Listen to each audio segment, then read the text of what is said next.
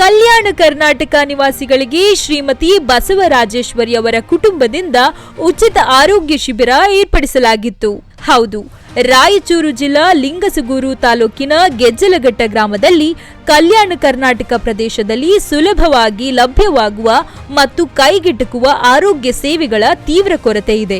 ವೈದ್ಯಕೀಯ ವೆಚ್ಚಗಳ ಹೆಚ್ಚಳ ಮತ್ತು ಸೂಕ್ತ ಮೂಲ ಸೌಕರ್ಯದ ಅಭಾವದ ಕಾರಣದಿಂದ ಆರ್ಥಿಕವಾಗಿ ದುರ್ಬಲ ಕುಟುಂಬಗಳು ಅಗತ್ಯ ಚಿಕಿತ್ಸೆ ಪಡೆಯುವುದನ್ನು ತಪ್ಪಿಸಿಕೊಳ್ಳುವುದಾಗಿಯೂ ಅಥವಾ ಖಾಸಗಿ ಆಸ್ಪತ್ರೆಗಳ ಶೋಷಣೆಗೆ ಗುರಿಯಾಗುವುದಾಗಿಯೂ ಕಂಡುಬರುತ್ತಿದೆ. ಈ ತುರ್ತು ಅಗತ್ಯವನ್ನು ಗುರುತಿಸಿ ಗೆಜ್ಜಲಘಟ್ಟ ಗ್ರಾಮದ ಧನಿ ಶ್ರೀ ಮಹೇಂದ್ರ ರಾಜ ಜಹಗೀರ್ದಾರ್, ಮಾಜಿ ಕೇಂದ್ರ ಸಚಿವರು ಹಾಗೂ ಸಂಸದರಾಗಿದ್ದ ಶ್ರೀಮತಿ ಬಸವರಾಜೇಶ್ವರಿ ಅವರ ಮೊಮ್ಮಗ ಜನಸೇವೆಗೆ ಮಹತ್ವದ ಹೆಜ್ಜೆ ಇಟ್ಟಿದ್ದಾರೆ.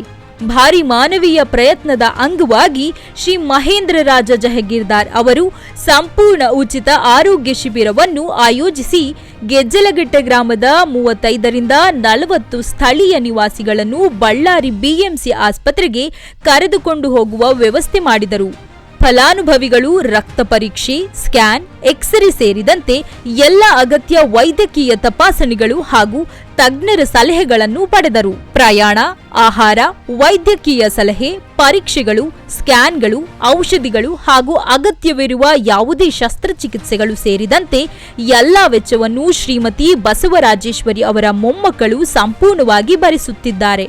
ಧನಿ ಶ್ರೀ ಮಹೇಂದ್ರ ರಾಜ ಜಹಗೀರ್ದಾರ್, ಶ್ರೀ ಪ್ರಭುರಾಜ ಜಹಗೀರ್ದಾರ್, ಸ್ಥಾಪಕರು, ಪ್ಯೂಪಲ್ ಟ್ರೀ ಶಾಲಾ ಬಳ್ಳಾರಿ, ಡಾಕ್ಟರ್ ಮೇದಿನಿ ಅಲ್ಲಂ, ಬಿಎಂಸಿ ಆಸ್ಪತ್ರೆ Ballari, doctor Bharat VJ, BMC ಆಸ್ಪತ್ರೆ ಬಳ್ಳಾರಿ.